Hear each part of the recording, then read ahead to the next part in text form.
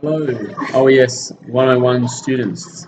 I'm Morris, and this is. Lisa, how you going? So, we're just going to give you a few things that you need to know before this trip. We're going to give you a quick outline of what we'll be doing over the 3 days, what you'll need in terms of equipment, food, and Not before. not before packing. Yeah. So basically, when we're out there, we're going to be staying at Dilly first night, and then we're going to head out to some of the lakes. We're going to walk through Birrabeen. We're going to go through Lake Benaroon, and we're going to end up staying at Lake Boomajin the second night. And then we'll be hiking back to Dilly on that third night, which is pretty good walks and really good that we can see the lakes. Yeah. So, in terms of gear, you want to make sure it is only 2 nights, 3 days, but that can be a long time if you're not well equipped. So you want to make sure you have the essentials and stuff like raincoats, head torch, proper shoes, sufficient underwear, socks. You're going to have to be the one that determines that, obviously. Those are the sorts of stuff that really make your trip a pleasant one. Especially warm things at night. Don't think that the tent's going to always keep you warm. Make sure you bring an extra jumper for that night time or a shirt to wear underneath. That will keep the warmth in close to your body. So don't pack a whole bag full of clothes. You'll need a set of clothes for hiking and walking around, and then perhaps just a set of clothes that are warm and are comfortable for when you go to sleep. Yeah. So just in terms of food, I think Morris and I have had our fair share of learning about foods. And, you definitely want some kind of carb-based thing.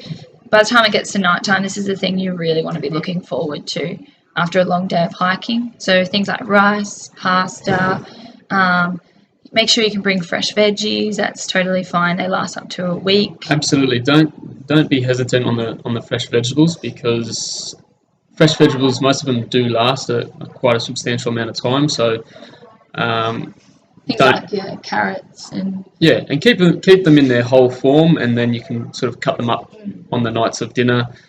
But yeah, in terms of perhaps meat, you could bring beef jerky.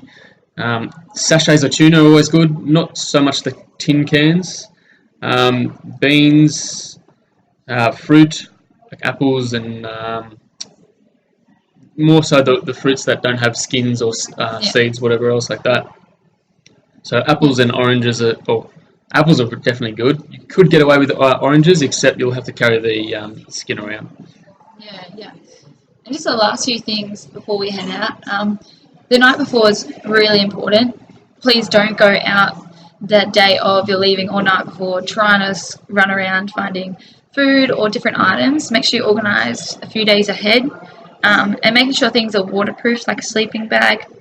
The worst thing is it rains and then all your sleeping wear is soaked. So make sure you got that wrapped in a plastic or some sort. So so for example, your sleeping bags. The way I do my sleeping bag every time for a trip is I just use those plastic disposable garbage bags, and I double them up, and then I use that to waterproof my sleeping bag. Yeah, I'm the same. Makes it easy. And make sure you go to bed at a reasonable time, because we will be having an early night. So you really don't want to be going to bed at 12 o'clock and knowing you need to get up at 5 o'clock or something like that. It's just not worth it for a big day ahead. Hopefully you'll get our checklist that will be first passing on to our teacher, and then hopefully then to you.